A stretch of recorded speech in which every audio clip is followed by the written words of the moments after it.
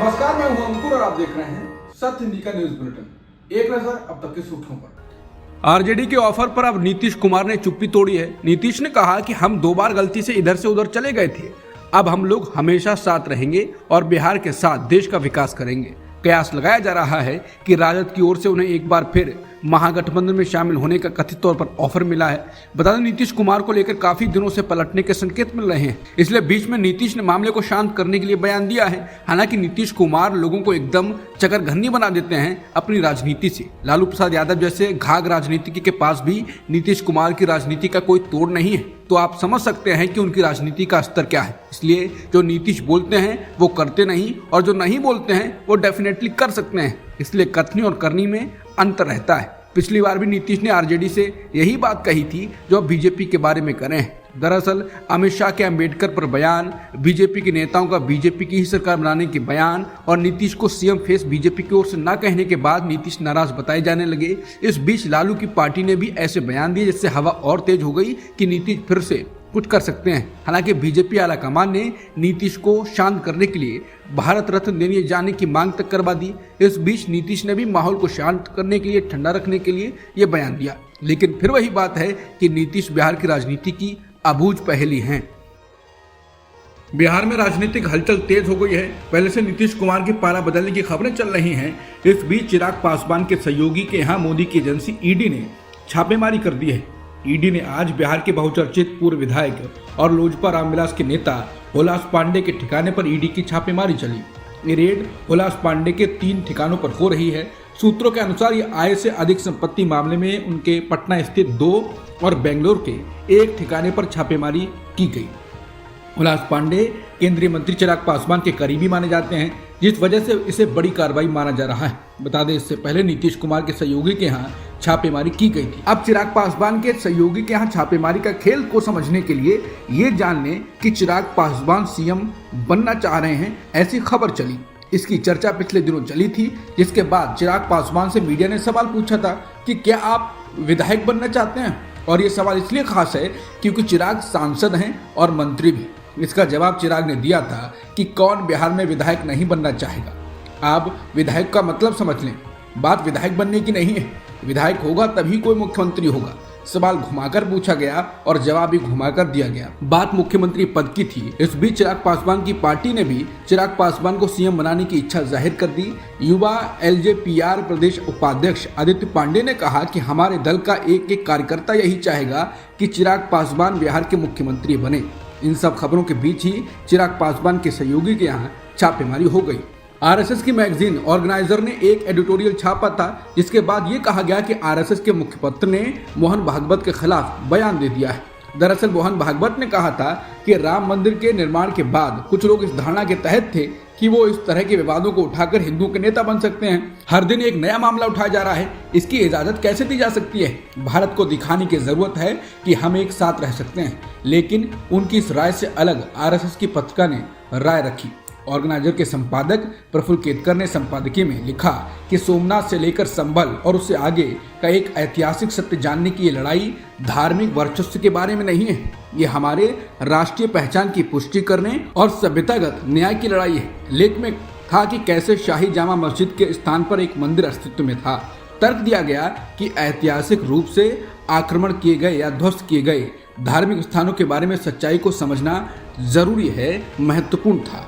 फिर खबरें चली कि मोहन भागवत के खिलाफ आरएसएस का मुखपत्र बोला है, लेकिन अब उसने सफाई दे दी है। सफाई में उसने भागवत के बयान का समर्थन किया। बयान में ऑर्गेनाइजर के संपादक प्रफुल्ल केतकर ने स्पष्ट किया कि पत्रिका भागवत के संदेश का पूरी तरह से समर्थन करती है, जिसमें सद्भाव की आवश्यकता पर प्रकाश डाला गया है और धार्मिक स्थलों के आसपास विभाजनकारी मुद्दों को उठाने के प्रति आगाह किया गया है। कांग्रेस की राज्यसभा सांसद सोनिया गांधी ने पूर्व प्रधानमंत्री मनमोहन सिंह के निधन पर एक संदेश जारी किया और इसे अपनी निजी क्षति बताया। मनमोहन सिंह जिस समय प्रधानमंत्री थे उस समय सोनिया गांधी कांग्रेस पार्टी के अध्यक्ष थी। सोनिया गांधी ने लिखा कि डॉक्टर मनमोहन सिंह के निधन से हमने एक ऐसे नेता को खो दिया है जो ज्ञान, बड़प्पन और विनम्रता के प्रतीक थे, जिन्होंने पूरे दिलो दिमाग से हमारे देश की सेवा की।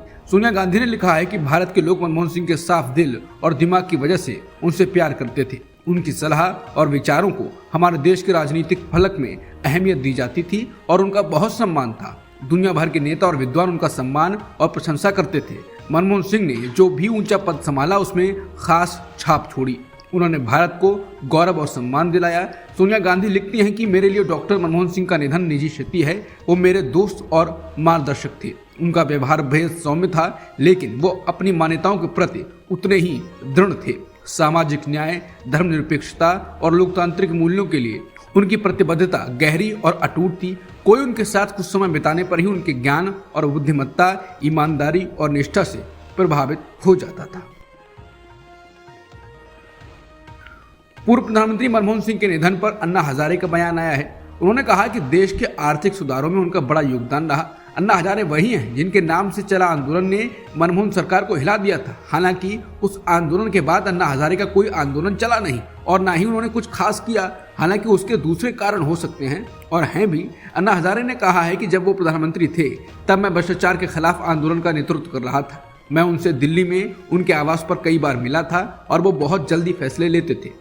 आज मनमोहन सिंह का निधन हो गया है, लेकिन उनकी यादें हमेशा जिंदा रहेंगी। अन्ना हजारे ने कहा कि मनमोहन सिंह हमेशा देश के बारे में सोचते थे। देश की अर्थव्यवस्था को बदलने में उनका बहुत बड़ा योगदान था। देश के पूर्व प्रधानमंत्री डॉक्टर मनमोहन सिंह को श्रद्धांजलि देने के लिए अखिल भारतीय कांग्रेस कमेटी मुख्यालय में कांग्रेस कार्य समिति यानी CWC की बैठक आयोजित की गई।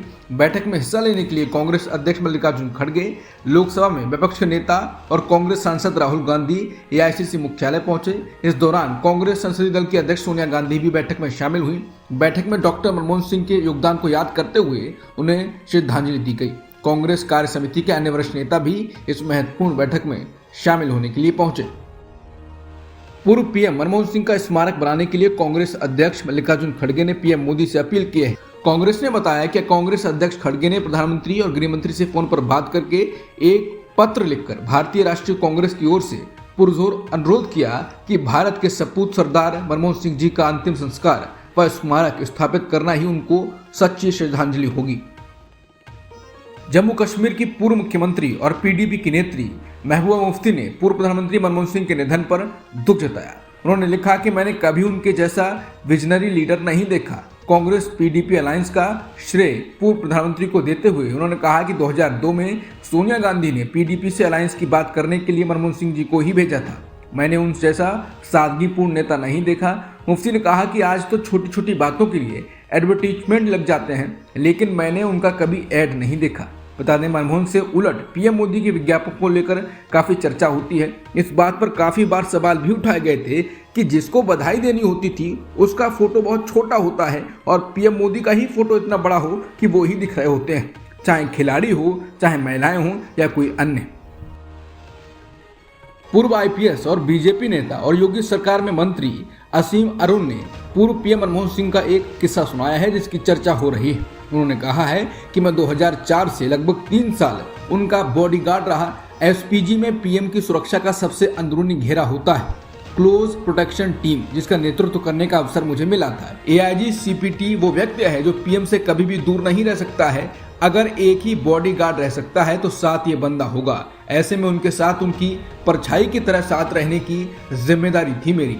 आसिम बताते हैं कि डॉक्टर साहब की अपनी एक ही कार थी, मारुति 800, जो पीएम हाउस में चमचमाती काली BMW के पीछे खड़ी रहती थी। मनमोहन सिंह जी बार बार मुझे कहते, असीम मुझे इस कार में चलना पसंद नहीं, मेरी गड्डी तो ये है मारुति। मैं समझाता कि सर ये गाड़ी आपके ऐश्वर्य के लिए नहीं है, इसके सिक्योरिटी फीचर्स ऐसे हैं जिसके लिए SPG ने इसे लिया है। लेकिन जब कारकेड मारुति के सामने से निकलता तो वो हमेशा मन भर उसे देखते, जैसे संकल्प दोहरा रहे हों कि मैं मिडिल क्लास व्यक्ति हूं और आम आदमी की चिंता करना मेरा काम है। करोड़ों की गाड़ी पीएम की है, मेरी तो ये मारुति है। असीम अरुण ने यह किस्सा बताया, जिसके बाद लोग कह रहे हैं कि पूर्व IPS अधिकारी असीम अरुण बीजेपी के नेता और मंत्री होकर भी ऐसी बातें लिख रहे हैं तो ये मायने रखता है।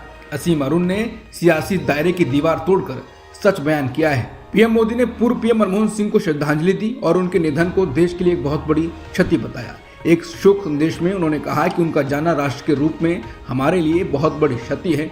विभाजन के उस दौर में बहुत कुछ खोकर भारत आना और यहाँ जीवन के हर क्षेत्र में उपलब्धियां हासिल करना सामान्य बात नहीं। अभावों और संघर्षों से ऊपर उठकर कैसे ऊंचाइयों को हासिल किया जा सकता है, उनका जीवन ये सीख भावी पीढ़ी को देता रहेगा। एक नेक इंसान के रूप में, एक विद्वान अर्थशास्त्री के रूप में और सुधारों के प्रति समर्पित नेता के रूप में उन्हें हमेशा याद किया जाएगा।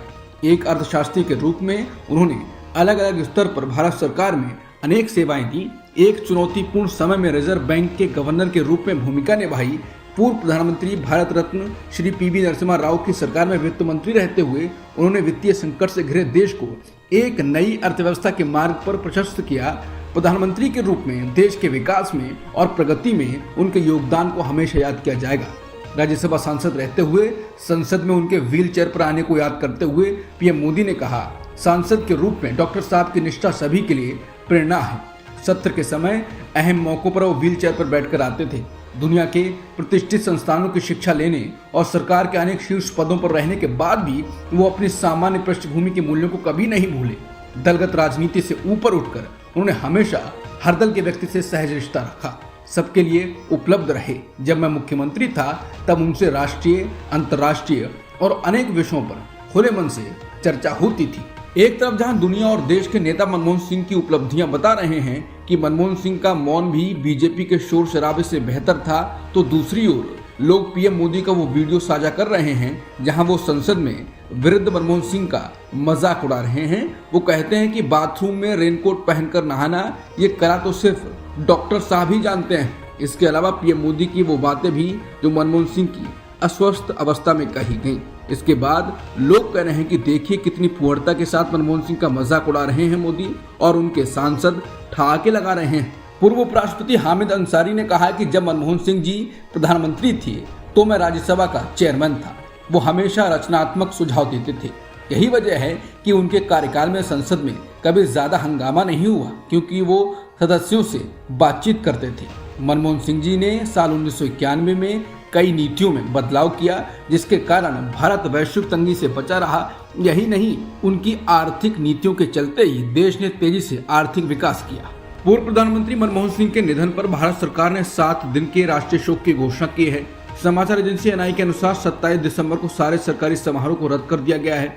मनमोहन सिंह का अंतिम संस्कार राजकीय सम्मान के साथ किया जाएगा। शनिवार को अंतिम संस्कार के दिन विदेशों में भारत के दूतावासों और उच्चायोगों में भी राष्ट्रीय झंडे को झुका दिया जाएगा। केरल की सरकार ने भी राज्य में 26 दिसंबर से 1 जनवरी तक 7 दिन के राजकीय शोक की घोषणा की है। राज्य सरकार ने सभी जिलाधिकारियों को आदेश जारी कर राष्ट्रीय झंडा झुकाने का निर्देश दिया है। कर्नाटक सरकार ने भी 7 दिन के राजकीय शोक और 27 दिसंबर को सार्वजनिक अवकाश की घोषणा की है। भारत के प्रधानमंत्री, राष्ट्रपति, नेता प्रतिपक्ष समेत तमाम नेताओं ने उनके निधन पर शोक जताया है। अंतिम संस्कार शनिवार को किया जाएगा। भारत के पूर्व प्रधानमंत्री मनमोहन सिंह के निधन पर अमेरिका ने शोक जताया। अमेरिका के विदेश मंत्री एंटनी ब्लिंकन की ओर से जारी एक बयान में कहा गया है कि अमेरिका पूर्व प्रधानमंत्री डॉक्टर मनमोहन सिंह के निधन पर भारत के लोगों के प्रति अपनी हार्दिक संवेदना व्यक्त करता है। डॉक्टर सिंह अमेरिका भारत की रणनीतिक साझेदारी के बड़े समर्थकों में एक थे और पिछले 2 दशकों में दोनों देशों ने मिलकर जो कुछ हासिल किया है ये उनके कामों की बदौलत है। ब्लिंकन ने कहा कि अमेरिका भारत के नागरिक परमाणु समझौते को आगे बढ़ाने में उनके नेतृत्व ने अमेरिका और भारत के बीच संबंधों की क्षमता में बड़े निवेश के द्वार खोले। घरेलू स्तर पर डॉक्टर मनमोहन सिंह को उनके आर्थिक सुधारों के लिए याद किया जाएगा, जिन्होंने भारत की तेज आर्थिक विकास को रफ्तार दी। बयान में मनमोहन सिंह को अमेरिका और भारत को करीब लाने का श्रेय देते हुए कहा गया है कि डॉक्टर सिंह के निधन पर हम शोक व्यक्त करते हैं और भारत और अमेरिका को करीब लाने में उनकी प्रतिबद्धता को हमेशा याद रखेंगे। भारत के पूर्व प्रधानमंत्री मनमोहन सिंह के निधन पर फ्रांस के राष्ट्रपति इमैनुअल मैक्रोन ने शोक संदेश जारी किया।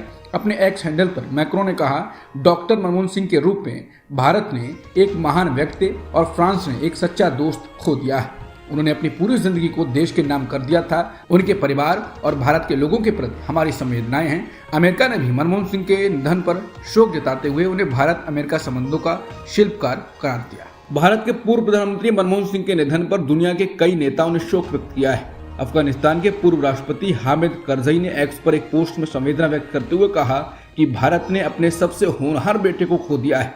करजई ने मनमोहन सिंह से मुलाकात की एक तस्वीर भी लगाई है। मालदीव के पूर्व राष्ट्रपति मोहम्मद नशीद ने भी श्रद्धांजलि देते हुए उन्हें मालदीव का बेहतरीन दोस्त बताया। भारत के प्रधानमंत्री समेत तमाम नेताओं ने उन्हें श्रद्धांजलि दी है। पूर्व पीएम मनमोहन सिंह को दुनिया भर के नेता राष्ट्राध्यक्ष श्रद्धांजलि दे रहे हैं और उनके बारे में ऐसा कहा जा रहा है जो बताता है कि उन्होंने पीएम रहते हुए क्या क्या भारत के लिए किया। इसके बाद वरिष्ठ पत्रकार शीतल पी सिंह कहते हैं कि उन्होंने कहा था कि इतिहास उनके साथ हमदर्दी से पेश आएगा। आज सरदार मनमोहन सिंह को दी जा रही शब्द श्रद्धांजलियां इसकी तस्दीक करती नजर आ रही हैं।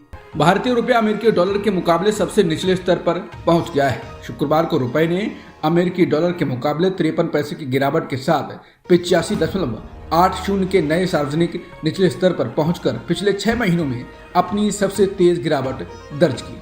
मुंबई हमलों के कथित मास्टरमाइंड और हाफिज सईद के साले हाफिज अब्दुल रहमान मक्की की शुक्रवार को मौत हो गई। मक्की प्रतिबंधित संगठन जमात उद दावा के प्रमुख थे। मक्की प्रतिबंधित संगठन जमात उद दावा का प्रमुख था। मक्की की भतीजी तलहा सईद ने बीबीसी उर्दू से उसकी मौत की पुष्टि की। तलहा सईद ने बताया कि मक्की लंबे समय से डायबिटीज के मरीज था और दिल का दौरा पड़ने से उसकी मौत हो गई। पाकिस्तान की संघीय जांच एजेंसी का कहना है कि इस साल ईरान में 10,000 से अधिक पाकिस्तानी नागरिकों को गिरफ्तार किया गया है। ये लोग अवैध रूप से विदेश जाना चाहते थे। FIA अधिकारियों के मुताबिक साल 2024 में 1 जनवरी से 15 दिसंबर तक ईरान में 10,454 पाकिस्तानी नागरिकों को गिरफ्तार किया गया है। ये लोग बलूचिस्तान के अनजाने रास्तों से ईरान में दाखिल हुए थे। स्वास्थ्य कर्मियों ने कहा है कि इजरायली सेना ने उत्तरी गजा के कमाल अदबान अस्पताल को जबरन खाली करा दिया है। यह अस्पताल उत्तरी गजा में उन चंद अस्पतालों में शामिल है जहां अभी तक मरीजों का इलाज चल रहा था। इससे पहले अस्पताल के चारों ओर इलाके में इजरायली सेना के हवाई हमले में कथित तौर पर कई लोग मारे गए थे। भारत की महिला क्रिकेट टीम ने तीसरे वनडे मैच में वेस्टइंडीज को 5 विकेट से हराकर सीरीज 3-0 से जीत ली। वडोदरा में हुए इस मैच में वेस्टइंडीज की टीम ने टॉस जीतकर पहले बल्लेबाजी करने का फैसला किया। वेस्टइंडीज की टीम 38.5 ओवर में 162 रन बनाकर आउट हो गई। वेस्टइंडीज की ओर से शिनेल हेनरी ने सबसे ज्यादा 61 रन बनाए। भारतीय टीम को जीत के लिए 163 रनों का लक्ष्य मिला, लेकिन भारत की टीम ने 28.2 ओवर में 5 विकेट के नुकसान पर जीत हासिल कर ली। अब तक की खबरों में इतना ही। बाकी खबरों के लिए बने रहिए सत्यहिंदी.com के साथ।